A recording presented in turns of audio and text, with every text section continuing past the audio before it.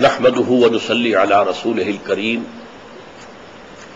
اما بعد فقد قال الله تبارك وتعالى كما ورد في سورة الصف اعوذ بالله من الشيطان الرجيم بسم الله الرحمن الرحيم يريدون ليطفئوا نور الله بأفواههم والله متم نوره ولو كره الكافرون وقال تبارك وتعالى كما ورد في سورة التوبة يريدون أن يطفئوا نور الله بأفواههم ويأبى الله إلا أن يتم نوره ولو كره الكافرون صدق الله العظيم رب اشرح لي صدري ويسر لي أمري واحلل عقدة من لساني يفقهوا قولي اللهم ربنا ألهمنا رشدنا وأعذنا من شرور أنفسنا اللهم ارنا الحق حقا وارزقنا اتباعه وارنا الباطل باطلا وارزقنا اجتنابه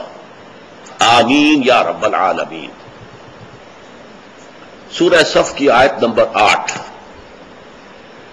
یریدون لیطفئوا نور اللہ بافواہہم، یہ چاہتے ہیں، کون چاہتے ہیں؟ جن کا ذکر چلا آ رہا ہے پچھلی 2 آیتوں سے، بنی اسرائیل، انہوں نے بلکہ 3 آیتوں سے انہوں نے حضرت موسیٰ کے ساتھ کیا معاملہ کیا، حضرت عیسیٰ کے ساتھ کیا معاملہ کیا، اور اب محمد الرسول اللہ کے ساتھ کیا معاملہ کر رہے ہیں صلی اللہ علیہ وسلم وعلیہم الصلاۃ والسلام۔ یریدون، وہ چاہتے ہیں، لیطفئوا نور اللہ بافواہہم، کہ بجھا دے اللہ کے نور کو اپنی منہ کی پھونکوں سے، واللہ متم نورہ، اور اللہ تو اپنے نور کا اتمام اور تکمیل کر کے رہے گا، ولو کرہ الکافرون، چاہے یہ کافروں کو کتنا ہی ناگوار ہو۔ اس آیت کی اہمیت کا اس سے اندازہ کیجئے کہ بین ہی یہی آیت صرف ایک اسلوب کے فرق کے ساتھ سورہ توبہ میں بھی آئی ہے۔ یہاں یریدون لیطفئوا ہے، وہاں ہے یریدون ان یطفئوا، ایک لفظ کا فرق ہے۔ یریدون ان یطفئوا نور اللہ بافواہہم، یہ چاہتے ہیں کہ اپنے منہ کی پھونکوں سے اللہ کے نور کو بجھا دیں۔ وَيَأْبَى اللَّهُ إِلَّا أَن يُتِمَّ نُورَهُ، وہاں تھا مثبت انداز میں، وَاللَّهُ مُتِمُّ نُورِهِ، اللہ اپنے نور کا اتمام فرما کر رہے گا۔ یہاں منفی انداز میں ہے، اللہ کو ہرگز منظور نہیں مگر یہ کہ اپنے نور کا اتمام فرمائے، بات تو ایک ہی ہے۔ وَلَوْ كَرِهَ الْكَافِرُونَ، پھر وہی الفاظ ہیں، چاہے یہ کافروں کو کتنا ہی ناگوار ہو۔ اس میں در حقیقت وہ بغض، وہ عناد، وہ دشمنی، وہ عداوت، وہ مخالفت جو یہودیوں کے رگ و پے میں ریشے ریشے میں سرایت کیے ہوئے ہیں، نبی اکرم صلی اللہ علیہ وسلم کی دشمنی، عناد، عداوت، اور امت مسلمہ کی دشمنی، عناد اور بغاوت۔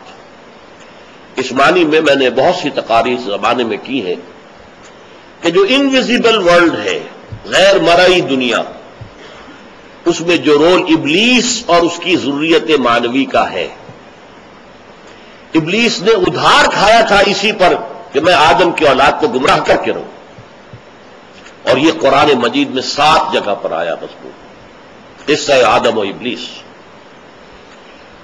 اسی طریقے سے یہود، وہاں بھی وجہ کیا تھی؟ اس کی انانیت کو دھکا لگا تھا، اس سے پہلے اس کا بہت اونچا مقام تھا، اپنی عبادت اور علم کی بنیاد پر وہ فرشتوں میں شامل تھا، حالانکہ جن تھا، اور فرشتوں کا بھی کہتے ہیں معلم الملکوت، فرشتوں کا بھی معلم تھا، استاد تھا، لیکن خلافت عرضی اللہ تعالیٰ نے آدم کو عطا کر دی۔ وہ ٹھیس لگی اس کے، وہ جو آبگینہ تھا اپنی عزت نفس کا، اپنی انانیت کا، چنانچہ یہی بات اس نے کہی کہ انا خیر منہ، میں اسے سجدہ کیسے کروں، میں تو اس سے بہتر ہوں۔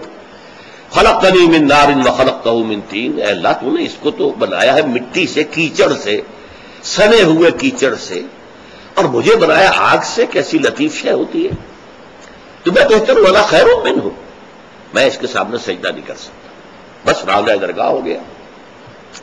یہی مسئلہ یہود کا ہوا، 2000 سال سے ایک پوزیشن ایک قوم کو ملی ہوئی تھی، اللہ کی نمائندہ قوم، اللہ کی شریعت کی حامل، توحید کی علم بردار، اس میں کوئی شک نہیں۔ توحید کو یہودیوں نے برقرار رکھا ہے۔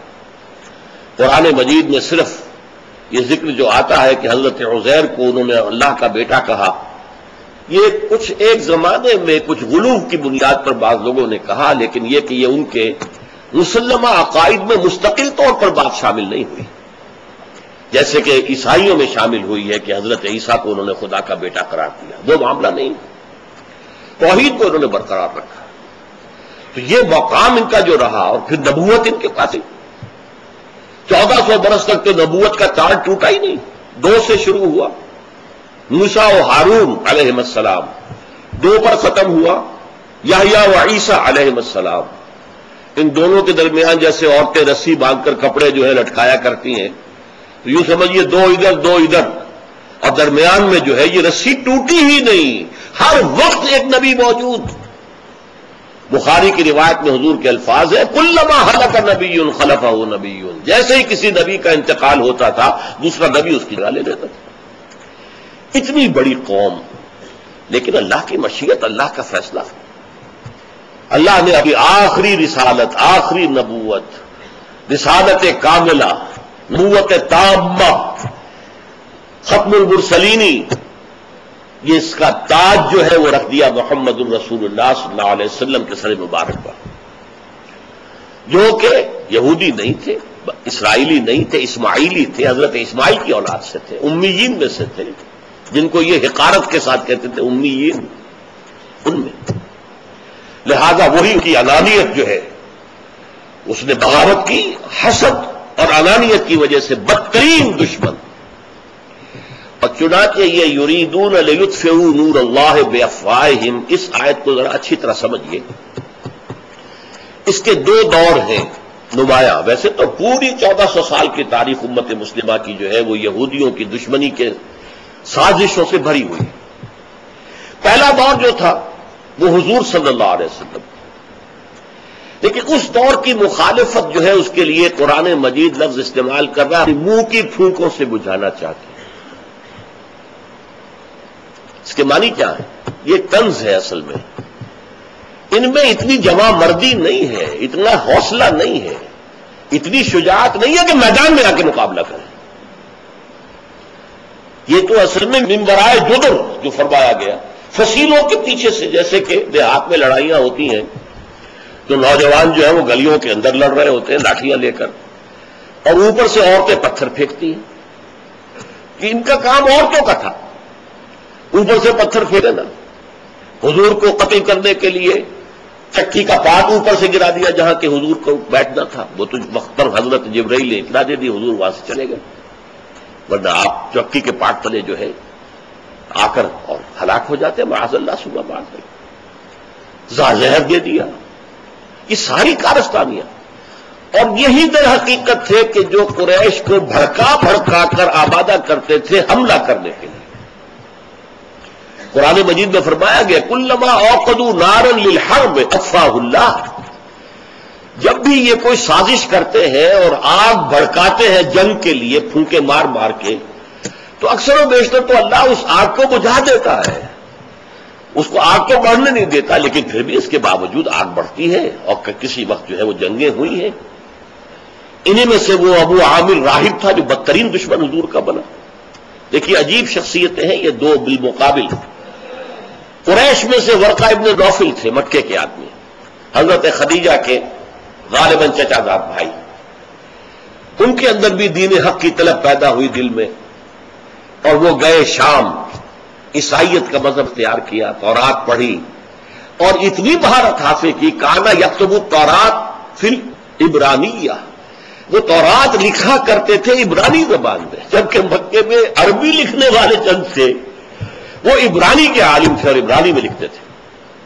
لیکن ان کا طرز عمل کیا تھا؟ جب حضور پر وحی آئی ہے تو فوراً تصدیق کی۔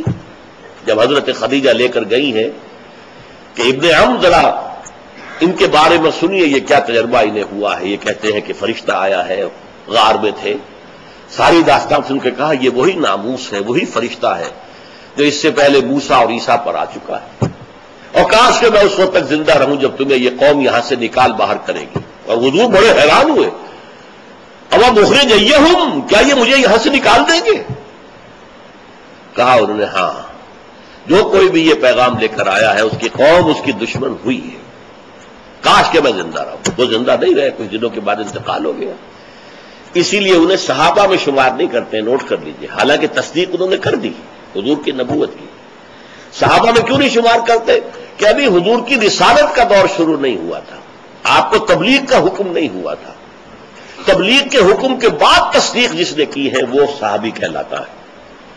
وہ تو آیت جب نازل ہوئی سورہ مدثر کی، یا ایھا المدثر قم فانذر وربک فکبر، یہاں سے اصل میں شروع ہوئی ہے حضور کی رسالت۔ اس کے برعکس کردار تھا ابو عامر خزرجی تھا، یہ اس کے اندر بھی جذبہ پیدا ہوا، نیکی کا، یہ بھی گیا شام گیا، عیسائی ہوا، راہب بن گیا، بہت تعلیم حاصل کی، لیکن یہ بدترین دشمن بن گیا محمد الرسول اللہ صلی اللہ علیہ وسلم۔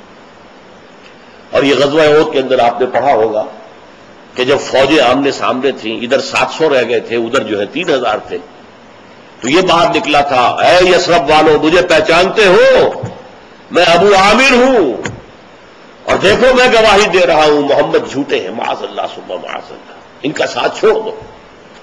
صحابہ نے کہا لعنت ہو تجھ پر، دفع ہو یہاں سے۔ اس کے بعد بھی مسجد زرار بنائی گئی تھی منافقین کی جانب سے اسی کو پناہ فراہم کرنے کے لیے کہ گاہ بگاہ یہ آئے، وزٹ کرے یہاں نفاق کے فتنے کو ہوا دینے کے لیے، تو اس کے لیے کوئی جگہ تو ہونا جہاں یہ لوگوں سے مل سکے۔ یہ اصل میں سازش کا اڈا مسجد زرار مسجد کے نام سے بنایا جا رہا ہے، جس کو کہ حضور نے غزوہ تبوک سے واپسی پر جلا دیا۔ یہ دور جو تھا یہودیوں کی طرف سے جو حضور کی مخالفت ہوئی، اس کے لیے الفاظ بڑے پیارے ہیں، بے افواہہم، اپنی منہ کی پھونکوں سے، میدان میں آنے والے نہیں ہیں، یہ مقابلہ کرنے والے نہیں ہیں، یہ ان کے اندر شجاعت نہیں ہے، ان میں مردمی نہیں ہے، مردانگی نہیں۔ اسی کو مولانا ظفر علی خان نے کہا ہے نا کہ نور خدا ہے کفر کی حرکت خندزن، پھونکوں سے یہ چراغ بجھایا نہ جائے گا۔ لیکن اس کنٹراسٹ کے ساتھ آج میں آپ سے ایک بات کہہ رہا ہوں، نہیں یہ بھی میں نے پہلے کبھی نہیں کہی ہے۔ اب جو یہ دوسرا دور شروع ہوا ہے، اسلام کی نشأت ثانیہ، غلبہ اسلام کا دور ثانی اب ہونا ہے۔ قیامت سے پہلے پہلے جیسے جزیرہ نما عرب میں حضور کے دست مبارک سے اسلام کا غلبہ ہوا، اسلامی ریاست قائم ہوئی، اور پھر وہ پھیلا، خلافت راشدہ، 3 خلفاء جو ہیں ابو بکر عمر عثمان رضی اللہ تعالی عنہم اجمعین، ان کے دور میں اس وقت کی جو متمدن دنیا تھی، ابھی امریکہ کا پتہ ہی نہیں تھا، افریقہ کا بھی اکثر حصہ تاریکی میں تھا، کون جانتا تھا کیا ہے وہاں، جنگلات تھے اور وحشی آباد تھے، اور وہ ان میں اور درندوں میں کوئی فرق نہیں تھا۔ یورپ کا بھی یہی حال تھا، وہاں پر بھی بہت وحشی قسم کے قبائل رہتے تھے۔ ہاں اس کا مشرقی حصہ تھا، روما اور یونان یہ علاقے تھے کہ جو مہذب تھے، تو اس وقت کی مہذب دنیا کا کم سے کم نصف جو ہے اس پر اسلام پھیل گئے۔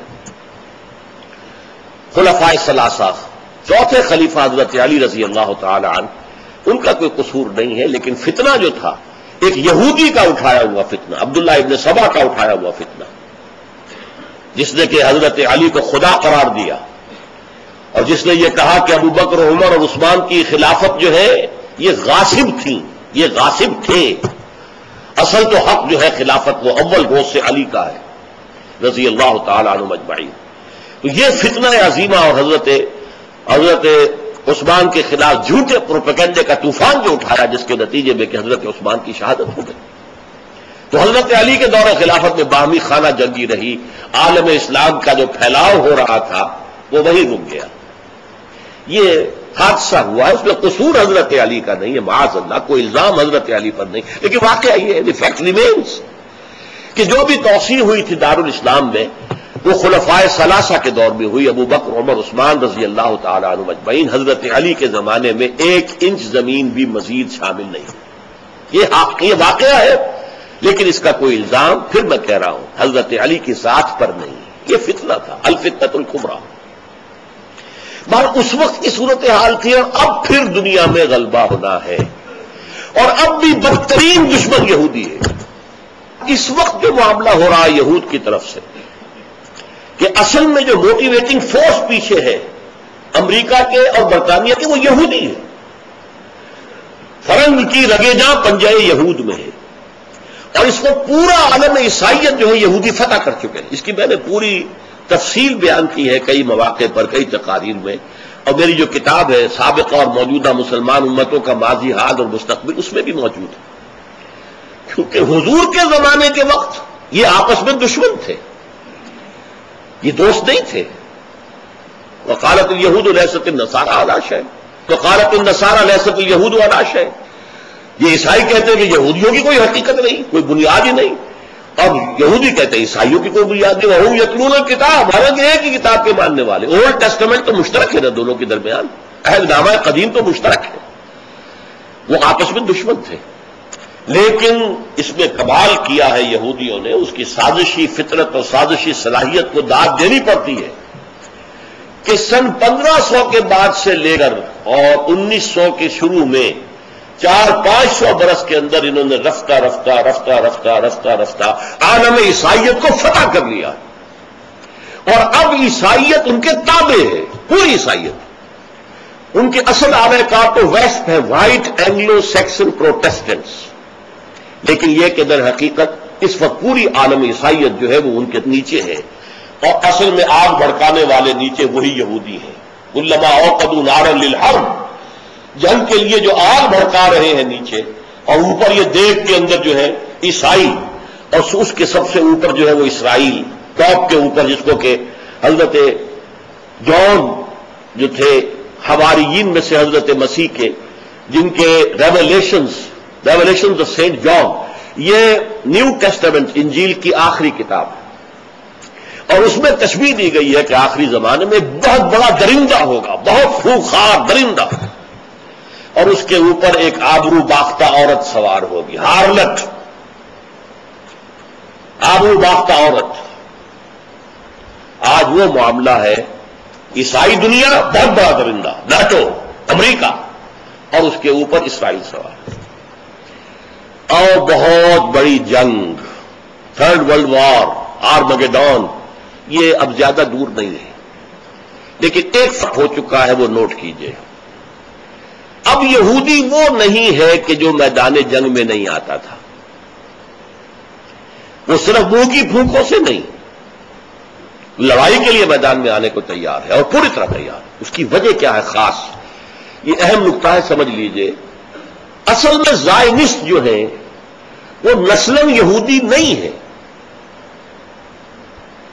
حال ہی میں ایک کتاب چھپی ہے، دی 13th ٹرائب، امریکہ میں 12 قبیلے تو یہودیوں کے تھے، جن میں سے کچھ گم ہو گئے، last tribes of the house of Israel, لیکن وہ 12 جو تھے، اب ایک 13واں قبیلہ بھی شامل ہوا، اور وہ کب ہوا ہے؟ وہ کوئی 8ویں صدی عیسوی میں۔ یہ جو بحیرہ کیسپیئن کے ساتھ ساتھ جو روس کے کا علاقہ ہے، اسی میں چچنیا بھی ہے جہاں مسلمانوں کی اکثریت ہے، اس زمانے میں یہاں پر ایک بہت بڑی سلطنت تھی، خازر سلطنت، خزاریہ۔ یہ لوگ یاجوج ماجوج کی قوم میں سے تھے، اس لیے کہ یہی سے وہ یاجوج ماجوج آتے تھے حضرت ذوالقرنین کے زمانے میں، اور وہیں پر بند بنایا گیا تھا، دربند نام سے ابھی تک وہاں ایک شہر موجود ہے کیسپیئن کے مغربی ساحل پر، وہیں پر وہ بند بنایا گیا تھا، حضرت ذوالقرنین نے جو بنایا تھا، سد ذوالقرنین، جسے لوگ غلطی سے کہتے رہے سد سکندری، ذوالقرنین نے بنایا تھا۔ اور آپ کو معلوم ہے کہ یہ قوم اتنی خوخار اور زبردست تھی کہ اسلام کا ادھر جو ہے آگے ایڈوانس نہیں ہو سکا۔ اسلام کا ایڈوانس ہوا ہے ایسٹ ورڈ، ویسٹ ورڈ، عرب سے نکل کر عراق، عراق سے ایران، ایران سے ماوراء النہر، افغانستان، ادھر گیا، مشرق کی طرف جا رہا ہے، اور عرب سے نکل کر شام، فلسطین اور مصر اور لیبیا، موراکو ہوتے ہوئے اور اٹلانٹک تک۔ شمال میں صرف یہ کوکیشین ماؤنٹینز جو ہیں، ایک تو وہ رکاوٹ بنے، اور نمبر 2 وہاں جو قومیں آباد تھی یاجوج و ماجوج، وہ بہت وحشی اور بہت ہی یوں سمجھیے کہ خوخار قسم کے لوگ تھے، لہذا اسلام کی ایڈوانس نارتھ میں نہیں ہو پائی۔ یہ جو خاضر قوم تھی اس نے یہودیت اختیار کر لی ایک موقع پر آ کر۔ ان کا ایک بڑا بادشاہ تھا، اس پر دباؤ پڑ رہا تھا مسلمانوں کی طرف سے کہ اسلام لے آؤ، سلطنت عباسیہ کی کا دباؤ، ادھر سے رومن امپائر ان کے اوپر دباؤ ڈال رہی تھی کہ عیسائی ہو جاؤ، اور وہ نہیں چاہتا تھا مسلمان ہو جاتا تو گویا کہ خلافت عباسیہ کے تابع ہو جاتا، عیسائی ہوتا تو رومن امپرر کے تابع ہو جاتا، وہ تابع نہیں ہونا چاہتا تھا۔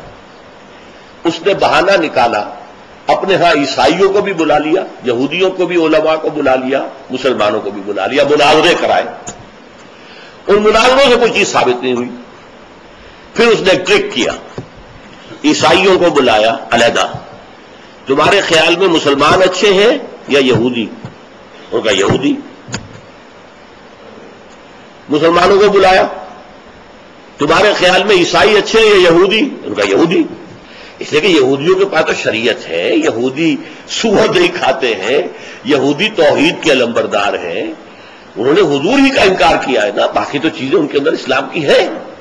عیسائیوں نے خدا کا بیٹا بنایا ہوا، بدترین شرک کیا ہوا، اور انہوں نے اس میں سے کامن فیکٹر نکال کے یہودیت اختیار کر لی۔ یہ یہودی بنے ہیں، یہ یہودی ہے نہیں۔ اور یہی ہے کہ پورا یورپین جو ہے جیوری، جو یورپین جیوز ہیں وہ ان کی نسل ہے، یہ یاجوج ماجوج کا ایک حصہ ہے۔ اور یہ لوگ جو ہے، اب آج کل آپ نے اگر، ویسے تو عام طور پہ ہمارے یہاں معلومات بہت کم ہے، یہودیوں کی دو کلاسیفیکیشنز ہوتی ہیں، ایشکنزیم اور سیفرڈین۔ سیفرڈین یہودی وہ ہوتا ہے جو گورا تو ہوتا ہے لیکن پیلاہٹ مائل ہوتا ہے، جیسے ہمارے گورے لوگ، ہمارے ہاں جو لوگ گورے ہوتے ہیں اچھی رنگت کے ہوتے ہیں، اور ایک ہے وہ سفیدی کے ساتھ سرخی، سرخ و سفید، جو یورپ کا جو رنگ ہے وہ سرخ و سفید ہے۔ یہ جو یہودی سرخ و سفید رنگت کے ہیں یہ در حقیقت اشکنزم کہلاتے ہیں، اور یہ ہے جو ساری تحریک چلی ہے یورپ میں یہودیت کی اور زائنزم کی، اور ساری بینکنگ جو ہوئی ہے وہ ان کے ذریعے سے۔ اور آج بھی سیفرڈین جو ہے یا تو ایشیائی ممالک کے یہودی اور یا شمالی افریقہ کے یہودی، جو مائل میں پیلاہٹ رنگت کے لوگ ہیں، گورے ہیں لیکن مائل میں پیلاہٹ، وہ جو ہے وہ وہاں پر ابھی دبے ہوئے ہیں۔ ان میں زیادہ جو ہے وہ پکے یہودی ہیں، عملی یہودی ہیں، شریعت پر عمل کرنے والے ہیں، اور یہ وہ لوگ ہیں جو زائدزم کے خلاف تھے۔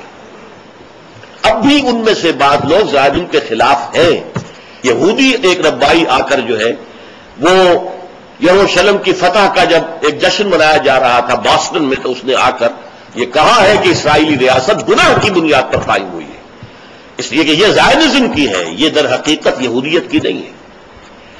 یہ لوگ جو ہے یہ جنگجو ہیں، یہ اس طرح کے یہودی نہیں ہے جس طرح کے یہودی بنی اسرائیل ہوتے تھے، جن کے بارے میں فرمایا یریدون لیطفئوا نور اللہ بافواہہم، صرف سازشوں اور اپنے منہ کی پھونکوں سے بجھانے والے نہیں ہیں، بلکہ ان کے ساتھ مسلمانوں کا بہت زبردست ٹکراؤ ہونا ہے۔ انہی میں ایک اٹھے گا جو کہے گا میں مسیحا ہوں، مسیحا، جس کا وہ انتظار کر رہے ہیں، جن کی خوشخبریاں دی تھیں انبیاء بنی اسرائیل نے کہ ایک مسیح آئیں گے جو تمہارے نجات دہندہ ہوں گے۔ وہ مسیح آ گئے، انہوں نے مانا نہیں، انہوں نے تو کہا یہ تو جھوٹا ہے اور جادوگر ہے، مرتد ہے، کافر ہے، لہذا وہ سچویشن از ویکنٹ، جس کے وہ منتظر تھے وہ ابھی تک منتظر ہے۔ وہ آ گیا، وہ آسمان پر اٹھا بھی لیا گیا علیہ الصلوۃ والسلام، لیکن وہ کہتے نہیں آیا، تو ابھی وہ منتظر ہیں، they are waiting for their messiah. تو ایک وقت میں ایک یہودی کھڑا ہو جائے گا اور کہے گا کہ میں ہوں مسایا، اور وہ ہوگا المسیح الدجال، جھوٹا مسیح، اور اس کو قتل کریں گے اصل مسیح عیسیٰ ابن مریم آ کر، آسمان سے اللہ تعالیٰ انہیں نازل فرمائے گا، اور ظاہر بات ہے اس دجال کی قوت کو کوئی ختم نہیں کر سکے گا۔ حضرت عیسیٰ کے جن کا وجود ہی ایک معجزہ تھا، جن کی پوری زندگی معجزہ تھی، جن کو عظیم ترین معجزے دیے گئے تھے، انہی کے ہاتھوں وہ دجال جو ہے وہ ہلاک ہوگا، برباد ہوگا، اور یہودیوں کو جو آخری سزا ملنی ہے، سزا استیصال، عذاب استیصال، جو ملنی ہے وہ انہی کے ہاتھوں ملے گی، انہی کے رسول تھے. جیسے سب رسولوں کی نگاہوں کے سامنے ان کی کافر قومیں برباد ہوئی ہیں، حضرت موسیٰ کے سامنے آل فرعون غرق ہوئے ہیں، حضرت نوح کی نگاہوں کے سامنے پوری قوم سمیت ان کے ایک بیٹے کے وہ غرق ہوئے ہیں کہ نہیں ہوئے، حضرت ہود کے سامنے جو ہے وہ قوم عاد تباہ ہوئی کہ نہیں ہوئی، حضرت صالح کے سامنے ان کی نگاہوں کے سامنے قوم سمود جو تھی وہ برباد ہوئی کہ نہیں، حضرت عیسیٰ کے دستے مبارک ہی سے یہ برباد ہوں گے. اور گریٹر اسرائیل جو ان کا بنے گا ایک دفعہ بن جائے گا، لیکن پھر وہ greater graveyard of the Jews ثابت ہوگا. دنیا کے تمام یہودی کونے کونے سے کھدیڑ کر لا کر یہاں پر جمع کیے جائیں گے اور پھر یہاں پر ان کا آخری خاتمہ ہوگا. یریدون لیطفئوا نور اللہ بافواہہم واللہ متم نورہ، اللہ اپنے نور کا اتمام فرما کر رہے گا. نور خدا ہے، کفر کی حرکت پہ خندہ زن، پھونکوں سے یہ چراغ بجھایا نہ جائے گا. اور اقبال نے جو کہا، آسماں ہوگا سحر کے نور سے آئینہ پوش، اور ظلمت رات کی سیما پا ہو جائے گی. پھر دلوں کو یاد آ جائے گا پیغام سجود، پھر جبین خاک حرم سے آشنا ہو جائے گی. آنکھ جو کچھ دیکھتی ہے، دل کی آنکھ، یہ آنکھ نہیں، دل کی آنکھ، آنکھ جو کچھ دیکھتی ہے لب پہ آ سکتا نہیں. محو حیرت ہوں کہ دنیا کیا سے کیا ہو جائے گی. شب گریزاں ہوگی آخر جلوہ خورشید سے، یہ چمن معمور ہوگا نغمہ توحید سے. اور اسی لیے اقبال کا وہ شعر جواب شکوہ کا کہ وقت فرصت ہے کہاں، کام ابھی باقی ہے، نور توحید کا اتمام ابھی باقی ہے. اس اتمام کے دو ڈائمنشنز ہیں. ایک اتمام ہے نور توحید مکمل ہو گیا حضور کے زمانے میں، اس میں کوئی شک نہیں اپنی جگہ پر، لیکن ابھی اس سے جگمگانے والا صرف ایک جزیرہ نمائے عرب ہی تھا نا. ابھی چین میں تو کوئی روشنی نہیں پہنچی تھی، یورپ میں کوئی نہیں پہنچی تھی، ہندوستان میں کوئی نہیں پہنچی تھی. لیکن تکمیل اور اتمام ایک اعتبار سے ہو گیا، لیکن وسعت کے اعتبار سے اس کی تکمیل اور اتمام ہونی ہے، اور وہ ہوگی قیامت سے قبل، جب کل روح ارضی پر، کل عالم انسانیت پر اللہ کا دین اسی طرح غالب ہو جائے گا جیسے محمد عربی صلی اللہ علیہ وسلم کے دست مبارک سے آج سے 1400 برس قبل جزیرہ نمائے عرب میں غالب ہو گیا تھا. بارک اللہ لی ولکم فی القرآن العظیم ونفعنی وإیاکم بالآیات والذکر الحکیم.